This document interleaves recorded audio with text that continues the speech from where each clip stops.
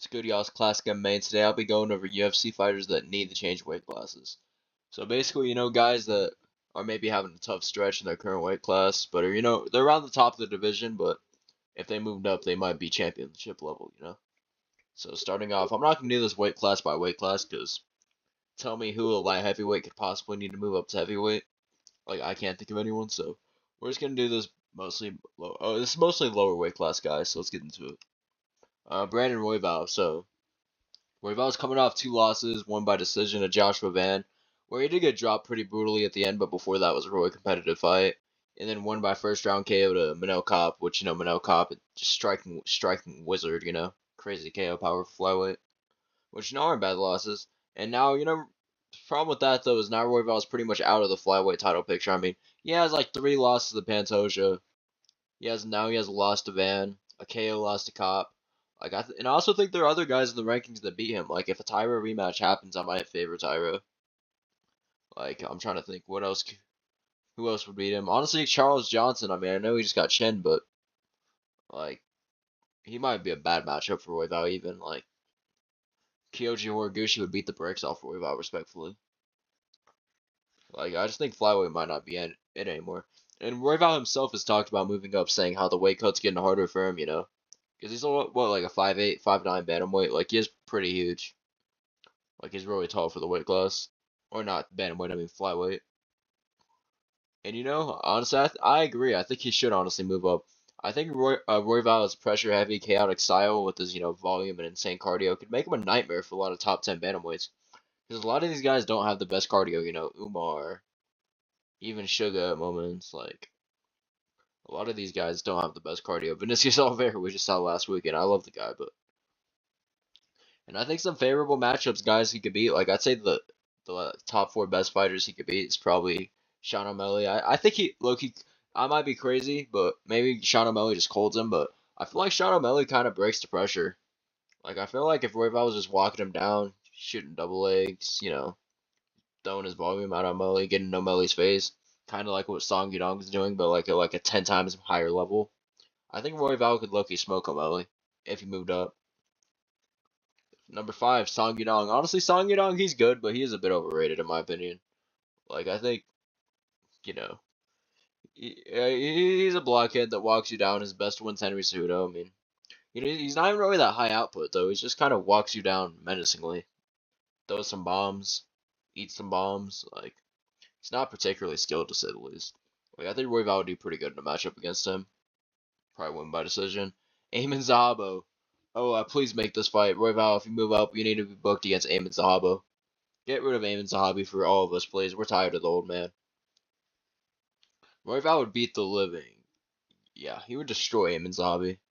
And then number seven, Figgy. Now, if this was a prime Figueiredo, it would be different because that man had, the death touch. But at bantamweight, where Figgy can barely make weight anymore, I feel like Royval probably smokes him. So honestly, I think Royval should move up. I think a lot of these top five bantamweights could have some real issues against him. Even guys like Sanhagen. If Royval versus Sanhagen happens, that's a close fight. Royval versus Umar, maybe not as close of a fight. Royval versus Jan, like there are some interesting fights in there. Royval versus Marab, like some fun fights. I think Royval moves up, puts on some muscle. I think also his like recent chin problems, I think, would go away because he got dropped bad by Van, and then like I think him being able to eat, he'd be able to eat more damage without now they wouldn't be starving himself. So I think Royval's what like 31, 32, right at the prime of his career. Maybe hit the end of it. I think he should move up. Next up, Corey Sandhagen. So Corey Sandhagen's coming off his first title shot in a near decade of being in this promotion. I mean, where he lost a pretty competitive fight to Merab. I thought he won rounds 1 and 4 in that fight. And you know what? Against Merab, he was on the you know death and despair run, just beating everyone. Like it was not a bad performance from Sandhagen. And now at 33, right in his prime, he has clear losses to the champ Jan, Umar, and Merab, which as big of a fan of Sandhagen as I am, it kind of locks him out of the title picture by this point. I think he always got kind of done dirty by the UFC. He was always there was times where he deserved a title shot. Like I think if he fought Sean O'Malley in like 2023, right after he beat Aljo, he would have beat Sean O'Malley. He would have been the better striker and the better grappler. Like that's what makes me so mad about it. But it is what it is. At 5'11", Sandhagen's one of the bigger bantamweights. Skinny, but if he actually put some weight, And I think if he wants a chance to finally, capture the title, win the belt, I think he has to move up. I also feel Corey would actually become a lot more powerful if he moved up and actually be able to hurt people with his hands instead of having to rely purely on volume striking. As that's always just been a problem in Sandhagen's fights where he'll outstrike these guys but just get outdamaged sometimes. Like, the TJ Dillashaw fight, he landed he landed more shots and landed cleaner shots, but Dillashaw did slightly more damage, which caused the judges to give it to him whether fair or not. The Yan fight, I mean, he landed like 30 more significant strikes than Yan in that fight. The problem is every time Yan touched him, it was like death. So, I think at 45 with some newfound power, he could actually do something. And then some favorable matchups for him at 145 include, I genuinely think he beats Diego Lopez at 45. If Corey Sandhagen moves up right now to featherweight and fights Diego Lopez, I'm picking Corey Sandhagen. Call me crazy. Yes, Diego Lopez is powerful. He's a blockhead. But Corey Sandhagen is one of the smartest minds in MMA. I think he would use his genius level fight IQ. Use Diego Lopez's awful striking defense to just ping his head around the cage. I don't imagine Sandhagen. He might, or actually, I think he would shoot takedowns, but I don't think he would actively pursue them too much. Just not get subbed by Lopez. But I think Sandhagen would beat Lopez. Lerone Murphy, Lerone Murphy himself, very smart technical striker, very clean, but has some wrestling deficiencies, which I think Sandhagen would. Because Sandhagen his wrestling is actually pretty good, honestly. Like his double and single leg game's honestly underrated in my opinion. Like I think he'd be able to take down Lerone Murphy, control him, and then outstrike him on the feet as well. And against like a Yair Rodriguez, I mean, I look at think Sandhagen could sub Yair honestly. Like Yair has such bad grappling that I think if Sandhagen takes down Yair, he's mauling him. Like I think Sandhagen, if he moves up, honestly could be a title challenger. And even against Volk, you never know, man. If Sandhagen actually gets power at 40, the kind of power I think he would at 45, he might be a scary fight for Volk. So next on the list, Sugar Sean O'Malley. This one's expected. So Sean's currently number 3 in the bantamweight division, coming off his controversial win over Song Yadong, which was his first in about a year and a half. Sean is probably going to end up fighting Peter Yan for the bantamweight title later this year, which I just can't see him winning, as he debatably lost the first fight. And Yan, let's be for real, Yan is 10 times better now than he was then. And if anything, O'Malley's regressed. He doesn't have the same aggressiveness. He doesn't have the same it factor in the cage. He doesn't look like he's trying to go for KOs until the third round. And let's say he loses the Yan fight, like a Yan rematch, which I think is very likely. I don't think there's many favorable stylistic matchups left for Sean. There's guys that I think could beat him who haven't already include Umar Nurmagomedov. Umar would absolutely. I've been hearing this fight might happen. If it does, pray for Sean O'Malley, bro. Pray he doesn't die in there, because Umar's gonna take him down, take his back, and probably sub him. Corey Sandhagen, I mean, Corey Sandhagen's gonna be the more impactful, maybe not more impactful striker, but he's gonna land a lot more. And then he's gonna be able to shoot as many double legs as he wants. Has pretty good cardio. I mean, I think Sandhagen would do pretty good against O'Malley. I think he would beat him honestly. Mario Batista, what I just saw this weekend, yeah, O'Malley's fried. He's getting subbed. That's not even recency bias. That's just O'Malley's level of grappling is so low that even Mario Batista, who I still think his grappling is a tad bit overrated, dude, who does that to Vinicius Oliveira? I love Vinicius Oliveira, but we always knew that guy had weaknesses. I might have been ignoring him at times. You might have been too, but we always knew that guy had some questions. So, but I think Sean's biggest weakness is just his lack of strength to defend takedowns, with his mediocre physicality at 130 at 135. Now, if he moves up to 145, I think we can see all that change. As in a less skilled division, well, Sean also likely brings up that one punch KO power with him. We'll probably be able to improve just his strength in general, stuffing takedowns. And also, there's just a lot less grapplers in the top 10 of what's called featherweight. So some favorable matchups for Sean include, I think, Lerone Murphy. I think he could style on Lerone Murphy, probably get a knockout, honestly. Just beat the brakes off him. Yair Rodriguez, I mean, it'd be a really interesting, fun striking fight, but I still feel like Yair's chin is sus, and I feel like all it takes is one shot from O'Malley, especially if he's up a weight class. Yeah. Arnold Allen, I love Arnold Allen. He's a super smart technical fighter. I think this would be a 29-28 decision, but I do think O'Malley would beat Allen narrowly. And then the number 9 ranked guy, Steve Garcia. I'm a big fan of Steve Garcia. I think he's really fun, always looking for KOs in his fights.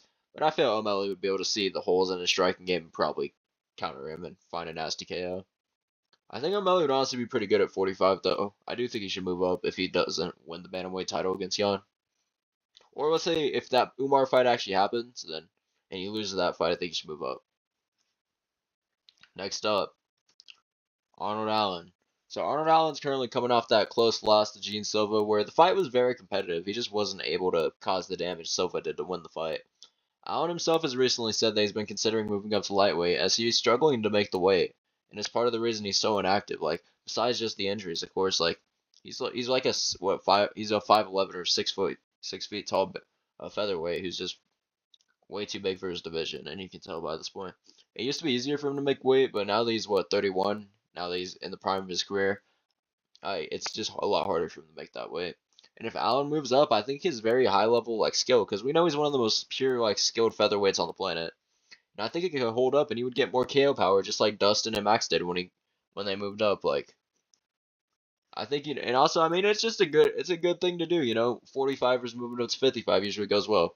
Whether you're Charles Oliveira, whether you're Max Holloway, whether you're Dustin Poirier, like when you're a 45er that moves up to 55, it usually goes pretty well for you.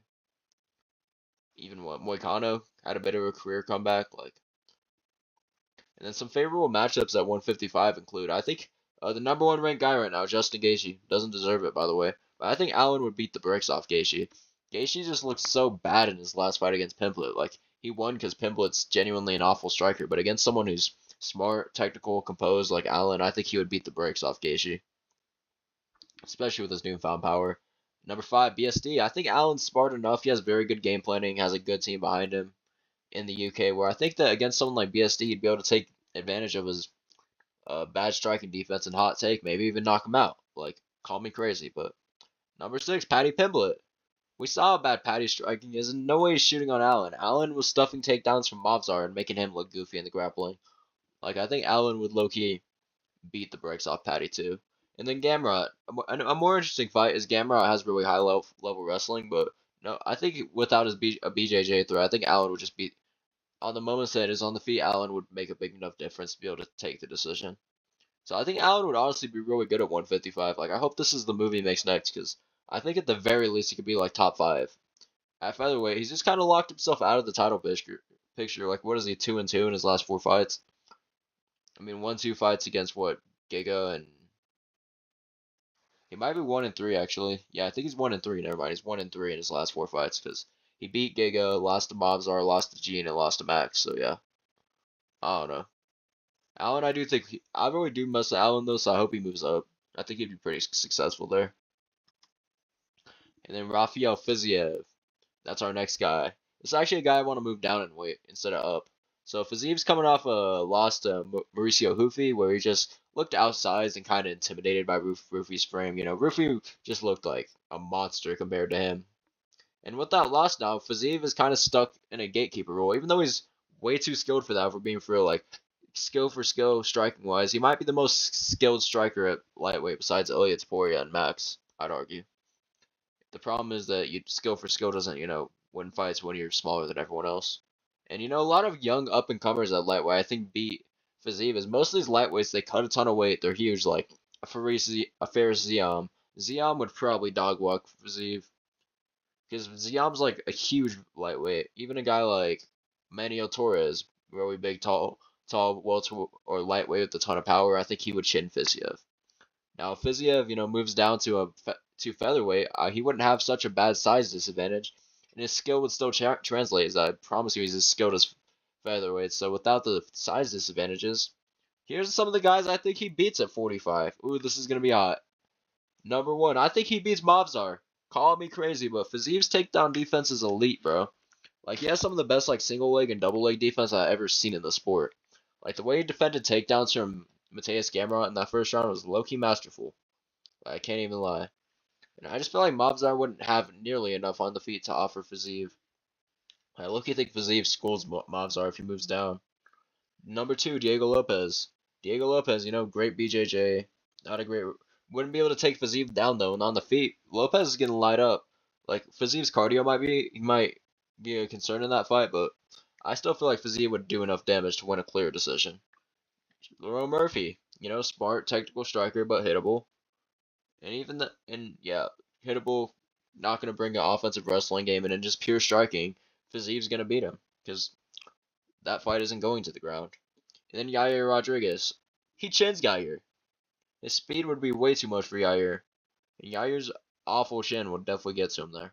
So I think Fizieve's gonna definitely. I think he would be like a threat of what's called if he moved down. I really hope he moves down because if he's not so undersized and he's able to just show off his skill, I think he's a really good fighter. And I'm a big fan of Fiziev, so I hope he does move down. Honestly, I like all these guys I mentioned. I'm a big fan of all of them. I hope they do. I hope they do change weight classes. I really think they can make big runs. So, anyways, that's my video for today, y'all. Make sure to like and subscribe. I got some bangers planned for later this week to get us through the UFC drought until UFC Houston next week. So, anyways, I'll catch y'all later. Peace.